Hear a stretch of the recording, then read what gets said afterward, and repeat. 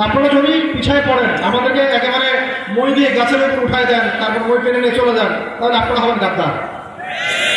এই কাজ করতে যান। বিগত সময়গুলোতে এমন কাজ অনেক হয়েছে। ওলামায়ে কেরামদেরকে, দায়ীদেরকে, ইসলামী সংগঠনদেরকে মই দিয়ে গাছে উঠায় দেওয়া হয়েছে। তারপরে যখন দেখছে বিপদ, মই টেনে নিয়ে দৌড়, পরে শাপলা চত্বরে মরল ওলামায়ে কেরাম। শহীদ হন কারা? রক্ত দিলেন কারা? ওলামায়ে কেরাম, তালেবে ইলম। মই তো টান দিয়ে চলে গেছেন তখন আপনারা।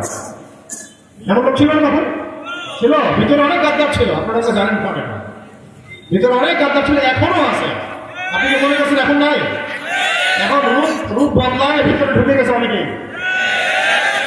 ভেষ বদল করে ভিতরে সবাই ঢুকে গেছে অনেকেই। খুব সতর্ক দৃষ্টিতে পা চলতে হবে। গত জুমার খুতবাটা শুনে নিয়েন, বাইতুল মুকাররমে।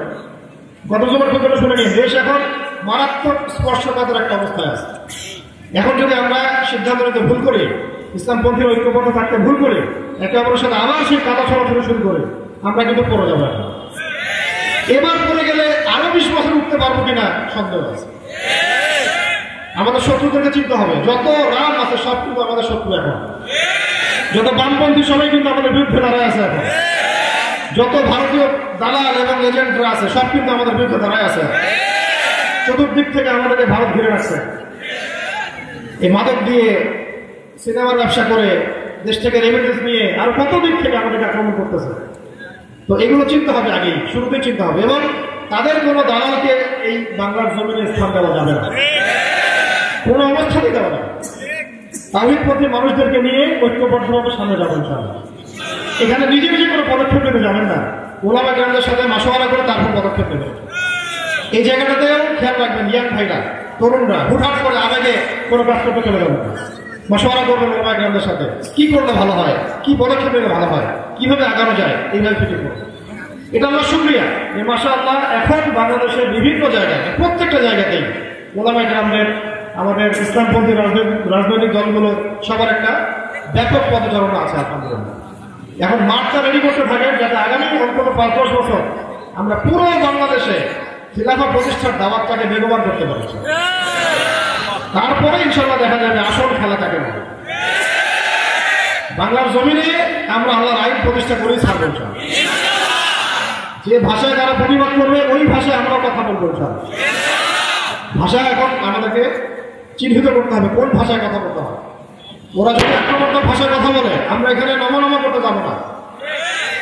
হ্যাঁ, ওরা যদি বিনয়ের সাথে কথা বলে আমরা বলবো আসেন চেয়ারে বসে কথা বলে, টেবিলে বসে কথা বলে। আপনি আক্রমণ করবেন আর আমরা আপনাদেরকে তেল মারবো, এই দিন শেষ হয়ে গেছে, এই দিন শেষ। আল্লাহ পাক আমাদের সবাইকে কথাগুলো বোঝার তৌফিক দান করেন। এখন এই দিন বড় পরিসরে গান করতে গেলে ভাই ঐক্য ধরে রাখার কোনো বিকল্প নাই। এখানে আমাদের উসুলগত কিছু পার্থক্য থাকলে আগেই আমরা এটা ক্লিয়ার করে নিব। নেতৃস্থানীয় ব্যক্তিবর্গ বসবে, তারা এটাকে ইসলাহ করবে, সুরাহা করবে। আপনারা যারা অনুসারী তারা আগে আগ বাড়িয়ে বাড়াবাড়ি করবেন না। বিশেষ করে অনলাইনে ফেসবুক, ইউটিউবে এগুলো লেখালেখি করতে যাবেন। এগুলো কোনো ফায়দা হয় না, বরং ফেতনা আরো বাড়তে থাকে। বরং যারা এখানে পলিসি মেকার তারা বসে কথা বলবে, তখন দেখবেন দূরত্ব কমে আসছে। চেষ্টা করতে হবে দূরত্ব কমিয়ে নিয়ে আসার জন্য। না আমরা শৈথিল্যতাবাদী হব, আর না আমরা কোন উগ্রপন্থা অবলম্বন করবো। আমরা মধ্যমপন্থী থাকবো, হিকমা পন্থার সাথে দিন কায়েমের দিকে এগিয়ে যাবো। এখন তরুণ ভাইদের এখন দায়িত্ব আছে না, ওই বুনিয়াদী কাজগুলো আপনাদের আগে করতে হবে, তাড়াতাড়ি করতে হবে, দ্রুত। নিজেকে পরিবর্তন করার সময় নেন 3 মাস, 3 মাসে পরিবর্তন করে থাকবেন। 40 দিন টাইম নেন, 40 দিনের মধ্যে আমি আমাকে পরিবর্তন করে থাকবো। করা যাবে না? আল্লাহ রাস্তায় বের হয়ে যান, 40 দিন সময় দিয়ে বাসায় আসেন, নিজেকে পরিবর্তন করে নিয়ে আসেন, আখলাক পরিবর্তন করে নিয়ে আসেন, ইমান আকীদা পরিবর্তন করেন। পরিবর্তন মধ্যে বোঝাচ্ছি ভিত্তি শক্ত করেন, বিশুদ্ধ করেন, ইমান আকীদা বিশুদ্ধ করেন, আমল বাড়ান, রিজিক থেকে হালাল করে নেন, পরিবারগুলো গঠন করে ফেলেন। দেরি করার দরকার নাই এখন। তারপরে এলেমের চর্চা করে ওলামা কেরামদের সাথে থাকেন, যেটা নির্দেশনা আসবে সেভাবে আপনারা সামনে দিকে আসবেন। আল্লাহ পাক আমাদের সবাইকে সমস্ত ফিতনা মোকাবেলা করার তৌফিক দান করেন।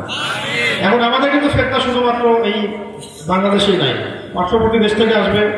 ওদিকে মিয়ানমার পেতে বসে আছে, এদিকে এই রামবাম সেকুলার ইসকন সব কিন্তু একেবারে মুখিয়ে আছে, কখন একটা ফিতনা সৃষ্টি করবে। এছাড়া হ্যাঁ, ওদের তো এজেন্ডা হচ্ছে অখণ্ড ভারত, নাকি? ভালো, কোনো সমস্যা নাই। আমাদেরও এজেন্ডা অখণ্ড ভারত। কারণ কি জানেন, আমরা হচ্ছে অখণ্ড ভারত ইসলাম কায়েম করবো ইনশাআল্লাহ, কোনো সমস্যা নাই, আমাদের এজেন্ডা একই। ওরা যদি চায় অখণ্ড ভারত প্রতিষ্ঠা করতে, আমরাও অখণ্ড ভারত প্রতিষ্ঠা করবো ইনশাআল্লাহ। তবে তোমরা যাচ্ছ কিসের? জয়শ্রী রামের অখণ্ড ভারত, আর আমরা হচ্ছে লা ইলাহা ইল্লাল্লাহের অখণ্ড ভারত ইনশাআল্লাহ। এবং সেটা হবেও, এবং এটা যে হবে ওইটার ইঙ্গিত ইশারা হাদিসে পাওয়া যায়। ওইটা আজকে আলোচনা করতেছে না। ইঙ্গিত ইশারা হাদিসে পাওয়া যায় যে ইনশাআল্লাহ তাআলা শুধু অখণ্ড ভারত না, একটা কাঁচা বাড়ি, একটা পাকা বাড়ি বাদ থাকবে না রাসূলের ভাষায়, যেখানে ইসলামের কালিমা লা ইলাহা ইল্লাল্লাহ প্রবেশ করবে না ইনশাআল্লাহ। তবে এর কেন্দ্র হবে জেরুজালেম। কোন জায়গা? জেরুজালেমে তো আমাদের ভাইরা মাশাআল্লাহ জিহাদের ময়দানে আছেই। খোরাসানে তো আমাদের ভাইরা জিহাদের ময়দানে ছিল, এটাকে আমেরিকাকে পিটিয়ে বের করছেই। এখন তোমাদের পালা, আস্তে আস্তে তোমাদের দিকেও ইতিহাস আসবে ইনশাআল্লাহ। অপেক্ষা করতে থাকবে। কোনো সমস্যা নেই, এগুলো যত বাড়তে থাকবে সুসংবাদ গ্রহণ করবেন যে সময় কাছাকাছি আসতেছে ইনশাআল্লাহ। এখন এর সাথে বাংলাদেশের ভিতরে অনেক সমস্যা ছড়িয়ে দিচ্ছে।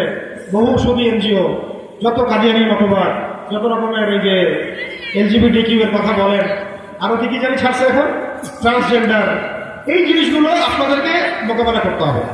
ওইখানে ভাইরা তাদের মতো করে প্রতিবাদ করছে, এইখানকার ভাইরা তাদের মতো করে প্রতিবাদ করছে। আমরা আছি এখন বাংলাদেশে। এখন আমাদের ওই ভাইদের জন্য অস্ত্র বিসর্জনের চাইতে বেশি গুরুত্বপূর্ণ হচ্ছে আমার দেশটাকে সংস্কার করা। আমরা কাঁদবো তাদের জন্য, দোয়া করবো তাদের জন্য, সব ঠিক আছে, কিন্তু এটা করেই আমি পার পেয়ে যাবো না।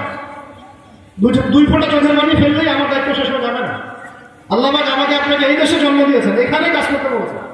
আমার জন্য তো এখন ওইখানে গিয়ে জিহাদ করা এত সহজ না, সহজ এত সহজে আপনি ওখানে কাজ করতে পারবেন না। বাংলাদেশে আপনি আছেন, এখন এখানে তো আপনার কাজ আছে। এখানে LGBT দূর করার জন্য আমাদের কাজ আছে, এখানে কাদিয়ানিদেরকে ঠেকানোর পিছনে আমাদের কাজ আছে, এখানে আর কি এই সুদী এনজিওগুলোর পিছনে আমাদের কাজ আছে, এখানে আমাদের যত যে বামপন্থী যে ইসলামের বুদ্ধিজীবীরা, ইসলাম বিরোধী বুদ্ধিজীবী যেগুলো আছে, ইসলাম বিরোধী যারা ইসলামের বিরুদ্ধে কলাম লিখে যাচ্ছে, এদের বিরুদ্ধে আমাদের কাজ আছে। এই যে যারা ইসলামটাকে উগ্রবাদী ধর্ম হিসেবে প্রতিষ্ঠা করতে চায়, এদের বিরুদ্ধে আমাদের কাজ আছে। এই যে ব্রেইলিস্টার প্রথম আলো যা শুরু করছে, এদের বিরুদ্ধে আমাদের কাজ আছে। আমাদের কাজ আছে এই জমিনে না, এই জমিনে আমাদের কাজগুলো স্কিপ করে এড়িয়ে গিয়ে আমরা কিন্তু আবার চোখের পানি ফেলে পার পাবো না। আল্লাহ পাক আমাদেরকে বোঝাতে হবে। আমাদের খুব আবেগ কাজ করে, আমাদের ভাইরা ওখানে মারা যাচ্ছে। কই আমরা যখন হাজার হাজার মানুষ, হাজার হাজার ওলামায়ে কেরাম আয়না ঘরে পচে মরতেছিল, তখন তো চোখের মধ্যে পানি আসে না। এখনো হাজার হাজার ওলামায়ে কেরামের কাঁধে 10টা-20টা করে মামলা আছে, তো এদের জন্য তো কোনো ফিকির করতেছে না। এইসব আবেগ দিয়ে কিন্তু দিন কেন, নিজের ঘরের পাশে তো আগুন, এটা নিভা লাগে। আল্লাহ পাক আমাদেরকে কথাগুলো বোঝার তৌফিক দান করেন। এখন শত্রু থেকে চিনতে শিখেন, মূল শত্রু থেকে চিনতে শিখেন। এরপরেও বৈশ্বিক প্রেক্ষাপটে আবার এই পশ্চিমারা আমাদের দিকে তেড়ে আসবে। যত আপনারা ইসলামকে মহব্বত করবেন, ভালোবাসবেন, ইসলামের দিকে আসতে থাকবেন, শরিয়া ইমানের কথা বলতে থাকবেন, তত ওরা আপনার দিকে চেপে ধরবে। কিন্তু একটা কথা মনে রাখবেন, যার সাথে আল্লাহ আছেন তাকে কেউ চেপে ধরতে পারবে না। চেষ্টা করে যাবে, পারছিল কি? তারা তো 100 বছর থেকে চেষ্টা করতেছে, আসলে কি পেরেছে? কালিমা মিটিয়ে দিতে পারছে কি? তারা কি ইসলাম পন্থীদের সংখ্যা কমাইতে পারছে? তারা কি কম মুসলমান হত্যা করছে পর্যন্ত? এরপরে কি এক ওয়াক্তের আযান বন্ধ আছে? এক ওয়াক্তের নামাজ বন্ধ আছে? নাই, পারবে না। এটা কোনো অবস্থাতেই তাদের পক্ষে সম্ভব না।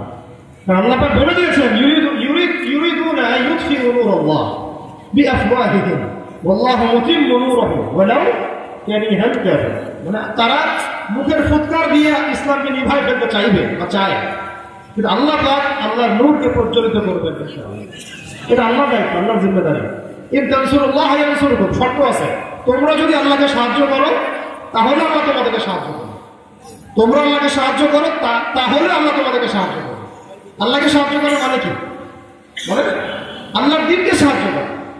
আল্লাহকে সাহায্য করো মানে কি? আল্লাহকে সাহায্য দরকার আছে, আল্লাহর দ্বীনকে তোমরা সাহায্য করো, তাহলে আল্লাহ তোমাদেরকে সাহায্য করবে। তোমাদের পা আল্লাহ শক্ত করে দেবে। আর তোমরা যদি আল্লাহর দ্বীনকে সাহায্য না করো, ওই কথা বললো, যদি মুখ ফিরে চলে যাও, ইয়াস্তাবদিল কওমান গায়রাকুম, আল্লাহ অন্য কওমকে হেদায়েত দিয়ে তোমাদের জায়গায় নিয়ে আসবে, তোমাদেরকে সরাই দিবে। আমাদেরকে সরাই দিবেন আল্লাহ হুমকি দিয়েছেন। ধমক, তোমাদেরকে সরাই দেব, দিয়ে অন্য কারণে তোমাদের জায়গায় নিয়ে আসবে, তারা তোমাদের মতো অপদস্থ হবে। আমরা কি এটা চাই? আমরা চাই আল্লাহ পাক আমাদের হাতেই ইসলামের খেদমতটা কবুল করেন। অতএব এই বড় শত্রুদেরকে চিন্তা শিখবে। এগুলো হচ্ছে আঞ্চলিক শত্রু আমাদের, একগুলো আছে ঘরোয়া শত্রু, একগুলো আছে মুনাফিক ভিতরে ঢোকা শত্রু, একগুলো আছে মিডিয়ার শত্রু, একগুলো আছে ভিতরে প্রশাসনের ভিতরে ঘাপটি মেরে বসে আছে, এরকম শত্রু আছে।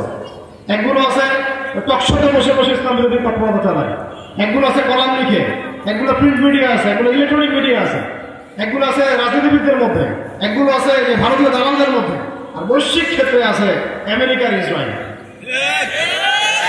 এই শত্রুদেরকে চিহ্নিত না করতে পারলে, তাদেরকে বয়কট না করতে পারলে, তাদের ভাষায় কথা বলা না শিখলে, ঐক্যবদ্ধ জামায়াত গঠন করতে না পারলে এবং দিন কায়েমের জজবা এই যে স্পৃহা এটাকে মজবুত না করতে পারলে আমরা কিন্তু একেবারে ঝড়ের মতো করে চলে যাবো, আজ এবং সামুদ্রিক মতো। আমরা এটা চাই না, ইনশাআল্লাহ এটা আমরা হতে উঠবো না। এই জন্য বুনিয়াদী কাজগুলো ঠিক করে বড় স্কেলের এই কাজগুলো করতে হবে। রাজি আছেন ইনশাআল্লাহ?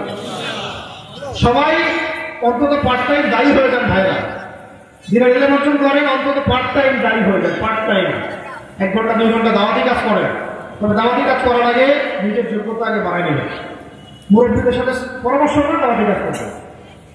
এটা কোনটা বলতে পারবেন, কোনটা বলবেন না, কি বলবেন কি করবেন, এটা আপনি মুহাসাবা করবেন।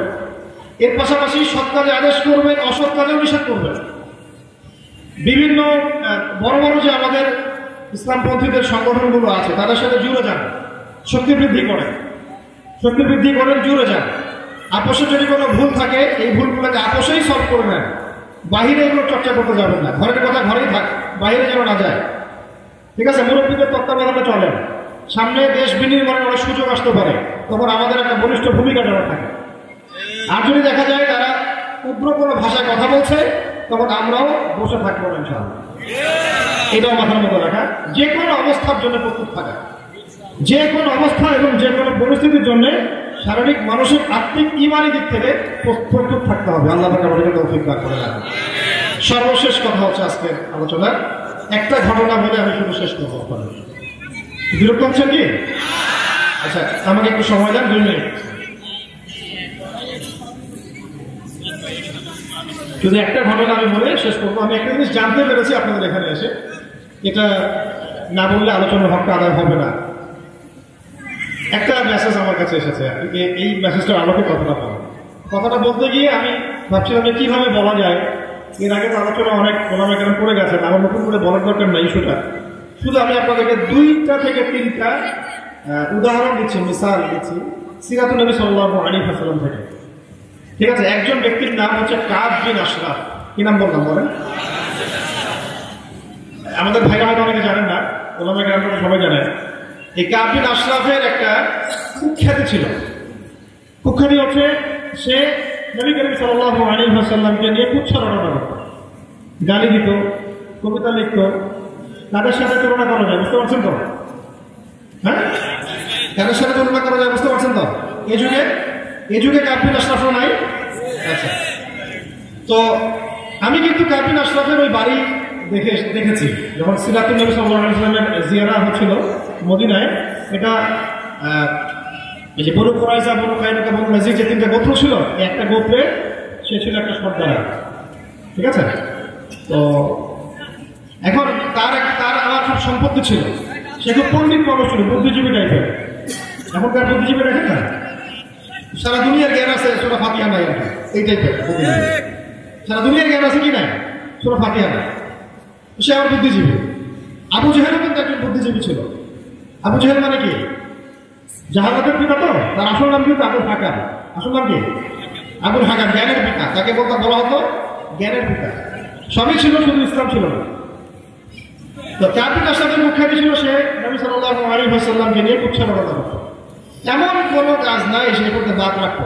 নর্তকে নিয়ে আসলে নাচাইতো, যে মহিলাদেরকে নিয়ে এসে বলতো তোমরা মুহাম্মদের বিরুদ্ধে গান গান নাচো, নাউযুবিল্লাহি মিন যালিক।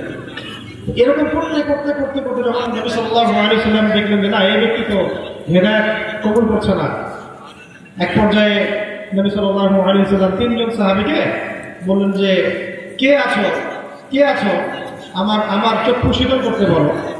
কাব বিন আশরাফ আমাকে কষ্ট দিয়েছে, কে আছো আমার কলিজায় ঠান্ডা পৌঁছে, কে আছো?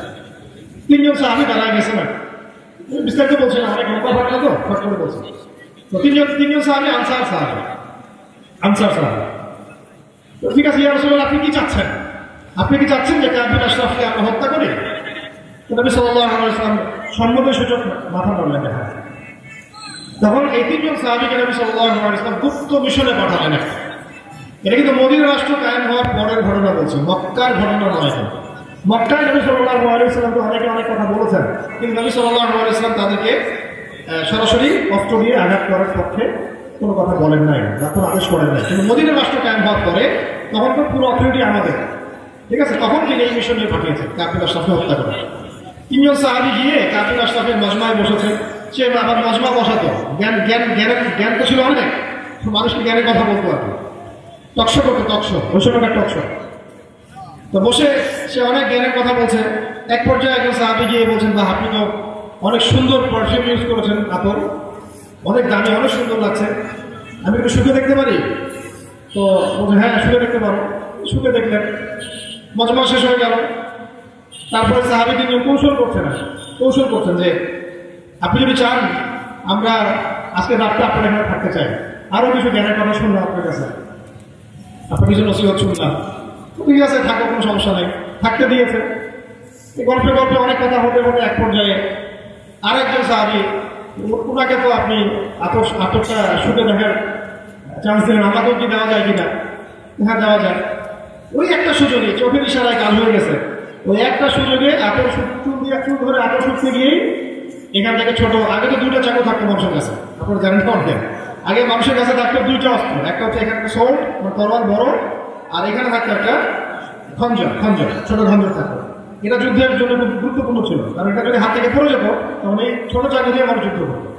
খালিদ বিন ওয়ালিদ রাদিয়াল্লাহু আনহু মোটর যুদ্ধের দিন ছোট একটা ইয়েমেনি চাকু দিয়ে শেষ যুদ্ধ করেছে।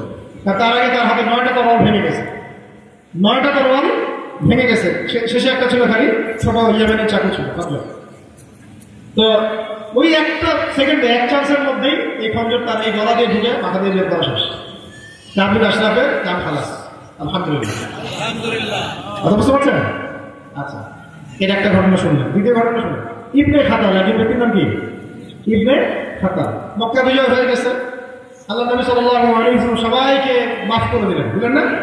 কিন্তু দেখো ওয়ান্তুমুতুল্লাহ, তোমরা সবাই যাও, সবাইকে ছেড়ে দেওয়া হলো, মুক্ত, তোমরা স্বাধীন, আজকে কোনো তোমাদের প্রতিশোধ নিব না বলেছিলেন নবী সাল্লাল্লাহু আলাইহি ওয়াসাল্লাম।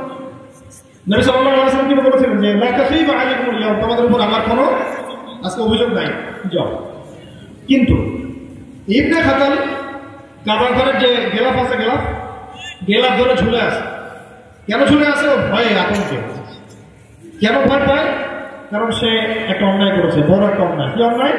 সে দীর্ঘদিন ধরে নবী সাল্লাল্লাহু আলাইহি ওয়াসাল্লামের নামে কবিতা, গল্প, কুৎসা, উপন্যাস রচনা করে। এর নাম কি বললাম? ইবনে, মনে করেন, মুখস্থ করেন, ইবনে খাতাল। আরো আছে, আমি কয়েকটা বলছি, অল্প কয়েকটা। নবী সাল্লাল্লাহু আলাইহি ওয়াসাল্লাম সাহাবীরা বলছেন যে তাকে কি ছেড়ে দেওয়া হবে? নবী বলছে কোথায়? সে আছে এই যে কাবা ঘরের গেলাফ খুলে আছে, তাকে মাফ করে দেওয়া হবে? নবী বলছে ওই অবস্থায় হত্যা করা। সুবহানাল্লাহ। ওই অবস্থায় এমনি কি হারাম এলাকায় মানুষ হত্যা করা যায়? বলেন, নিষেধ না? নিষেধ। তো ওকে ওখান থেকে বের করে নিয়ে এসে হত্যা করা হয়। কাবা ঘর গেলাফ ধরে ঝুলে থাকার পরেও সে ক্ষমা পেল না, তাকে হারাম এলাকার বাইরে নিয়ে গিয়ে হত্যা করা হয়েছে। ওই অবস্থা বড় ক্ষমা করার পরেও তাকে কি করা হয়েছে? এরকম আরো একজন দাসী ছিল, মেয়ে, ওকেও হত্যা করা হয়েছে। এর আগে আরো একজন ইহুদি ছিল, তাকেও হত্যা করা হয়েছে। আরো একজন ছিল যে নবী সাল্লাল্লাহু আলাইহি ওয়াসাল্লামের স্ত্রীদেরকে নিয়ে বাজে মন্তব্য করেছিল, তাকেও হত্যা করা হয়েছে। এরকম সিরাত ঘাটলে আপনারা মোটামুটি 5 থেকে 6 জন পাবেন। এই ব্যক্তিদেরকে আমরা বলি সাতেমে রাসূল। কি বলি? মুখস্থ করেন, আরবিটা কি বলি? সাতেমে, যারা রাসূল সাল্লাল্লাহু আলাইহি ওয়াসাল্লামকে গালি দেয়, ব্যঙ্গ করে, বিদ্রুপ করে, বা তার মানহানি করে, বা তার সাহাবীদের মানহানি করে, বা তার স্ত্রীদের উপরে আজে বাজে কথা বলে। এখন আমাকে আপনারা বলেন তো, এই সাতেমে রাসূলরা, সিরাতের এই সাতেমে রাসূলরা বর্তমান বিশ্বে আছে না নাই? আপনাদের দেশে আছে না নাই? এখন তো আমরা ওই ক্ষমতার মালিক না যে তাদেরকে সরাসরি হত্যা করতে পারতেছি, আমাদের হাতে ক্ষমতাটা নেই, আছে? তার প্রশাসনিক ক্ষমতা আমাদের হাতে নাই, রাষ্ট্রীয় ক্ষমতা আমাদের হাতে নাই। তারপরেও অনেক ওলামায়ে কেরামের ফতোয়া আছে, কেউ যদি এটা করেও ফেলে তাকে আমরা দোষী বলতে পারবো না। কি বলতে পারবো না? দোষী বলতে পারবো না। এখন কথা হচ্ছে এই পুরো জিম্মেদারিটা কার উপর বর্তায়? তাহলে এখন পুরো জিম্মেদারি কার উপর বর্তায় এই কাজগুলো করার? নিঃসন্দেহে সরকারের উপরে, প্রশাসনের উপরে বর্তায় কিনা? আমরা তো আওয়াম, সাধারণ মানুষ, আমরা তো রাষ্ট্রপ্রধান নয়, আমরা তো প্রশাসনিক কর্মকর্তাও নয়। কিন্তু এগুলো যেহেতু আমরা জানি, আপনাদেরকে জানিয়ে দেওয়াটা আমাদের কি কর্তব্য, বাস বাকিটা আপনারা বুঝবেন। কিন্তু আমার আলোচনার ইশারা আর একটা জায়গা, এখানে কোন অপরাধে তাদেরকে হত্যা করা হলো বলেন? রাসূলকে গালি দেওয়ার কারণে, রাসূলকে গালি দেওয়ার কারণে সাল্লাল্লাহু আলাইহি ওয়াসাল্লাম। এখন আমরা যারা রাসূলের উম্মত হয়েও রাসূলের সুন্নাত অনুসরণ করি না, আমাদের কি পরিণতি হতে পারে ভাবার বিষয় আছে না? আমরা তো রাসূলকে মহব্বতের দাবি করি না, মহব্বতের দাবি করি, তার জন্য জীবন দেওয়ার দাবি করি। এখনো যে আমার চেহারায় দাঁড়িয়ে আসে না, এখন আমার যে এখনো লেবাস পোশাক ঠিক হচ্ছে না, আমার যে নামাজ এখনো ঠিক হচ্ছে না, সুন্নতের ইত্তেবা যে আমার মধ্যে এখনো আসছে না, তাহলে কি আমি কি ক্ষতির থেকে মুক্ত আছি না ক্ষতির মধ্যে আছি? বলেন, আপনারা বলেন, এখন ক্ষতির মধ্যে আছেন না? এখন রাসূলকে গালি দেওয়াটা তো বিশাল বড় অপরাধ, তার জন্য মৃত্যুদণ্ড দেওয়া হলো। কিন্তু রাসূলের উম্মত হওয়ার পরেও যদি আমার উপরে সুন্নত না আসে, আমি কত বড় অপরাধী? আমি কি কম বড় অপরাধী? এটা একটা কথা। আরেকটা কথা, শেষ কথা, সেটা হচ্ছে রাসূলকে গালি দেওয়ার কারণে যদি মৃত্যুদণ্ড দেওয়া হয়, তাহলে রাসূল সাল্লাল্লাহু আলাইহি ওয়াসাল্লামের পরে যদি কেউ নবুয়ত দাবি করে, তাকে কি দণ্ড দেওয়া হবে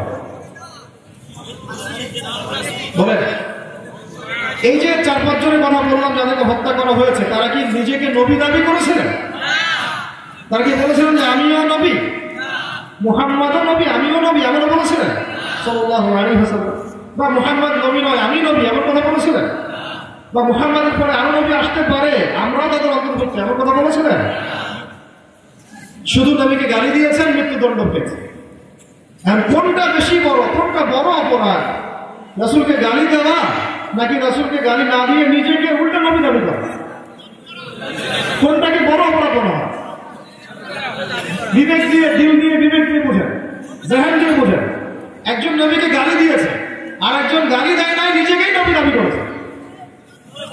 কোনটা নবীকে বড়, কোনটা নবীকে বড় তহমত? এই দুটোর মধ্যে কোনটা নবীর প্রতি বড় তহমত? এইটা যদি বুঝে থাকেন, তাহলে কাদিয়ানী মতবাদ দিয়ে কথা বলার আমাদের কোনো দরকার নেই। এই লাইনটুকু বুঝে থাকেন, তার বিস্তারিত কোনো কথা বলারই কোনো দরকার নেই। কোনটা বড় অপরাধ? নবীকে গালি দিয়েছে, মৃত্যুদণ্ড শাস্তি ভোগ করেছে। আর পক্ষান্তরে দেখা যাচ্ছে গালি দেওয়ার অনেক, সে নিজেই নবী দাবি করছে, নবী সাল্লাল্লাহু আলাইহি ওয়াসাল্লামের রিসালাত নিয়ে প্রশ্ন তুলছে, তিনি খাতামুন নবী, এটা নিয়ে প্রশ্ন তুলছে, তার দ্বারা শরীয়ত পূর্ণ হয়ে গেছে, এটা নিয়ে প্রশ্ন করা হচ্ছে। একবার বলছে সে নিজেই মাহদী, একবার বলছে সে নিজেই ঈসা, আবার একবার বলছে সে দুটাই। তো এইটা আমাদের সমাজ এইভাবে কিভাবে মেনে নিচ্ছে, এটা আমাদের আসলে বুঝে ধরে না। কিভাবে এই সহজ সরল মানুষগুলো তাদের ফাঁদে পড়ে যাচ্ছে, ধর্মান্তরিত হচ্ছে, ঈমান বিক্রি করে ফেলছে, তাদের সাথে ব্যবসা বাণিজ্য করছে, তাদের পণ্যগুলো ব্যবহার করছে। কিভাবে আমরা গায়রথহীনতার পরিচয় দিচ্ছি আমরা আসলে বুঝতে পারছি। এমনকি আমরা যে বাথরুমে বসে ইস্তেঞ্জা করছি, সেখানেও দেখা যাচ্ছে ওদের কোম্পানির জিনিস দিয়ে আমাদের ইস্তেঞ্জা করতে হচ্ছে। তাহলে আমরা সত্যি কি আশিক রাসূল হতে পেরেছি? আমি এই বিষয় নিয়ে কথা বলার মতো রুচি আমার নাই, কারণ এটা রুচি পদে বাঁধে আমাদের তাদেরকে নিয়ে কথা বলতে। কিন্তু আমি আপনাকে একটা উসুল ধরা দিলাম, যাদেরকে নবীর সাথেন যারা, তাদের যদি এই পরিণতি হয়, তাহলে যারা নবীর সাথেন না, উল্টা নবুয়ত দাবি করছে, তাদের কি পরিণতি হতে পারে, কি করা উচিত তাদের সাথে, আর আমরা কি করছি, এটা ভাবার বোঝার জন্য আপনাদের উপরেই আমি ছেড়ে দিলাম। আল্লাহ আমাদেরকে বোঝার তৌফিক দান করুন। আজকের মতো আমরা এখানে শেষ করছি ইনশাআল্লাহ, রাত অনেক গভীর হয়ে গেছে। দোয়া হবে ইনশাআল্লাহ, আপনারা সবাই বসেন। আকুলু কওলি হাযা আস্তাগফিরুল্লাহ লি ওয়া লাকুম ওয়া লিসাইরিল মুসলিমিন। বারাকাল্লাহু লানা ওয়া লাকুম বিল আয়াতিল হাকীম ইন্নাহু তাআলা জাওয়াদুল কারীম ওয়া রাউফুর রহিম। একসাথে বলি আমরা সবাই সুবহানাকা আল্লাহুম্মা ওয়া বিহামদিকা আশহাদু আল্লা ইলাহা ইল্লা আনতা আস্তাগফিরুকা ওয়া আতুবু ইলাইক। এদিকে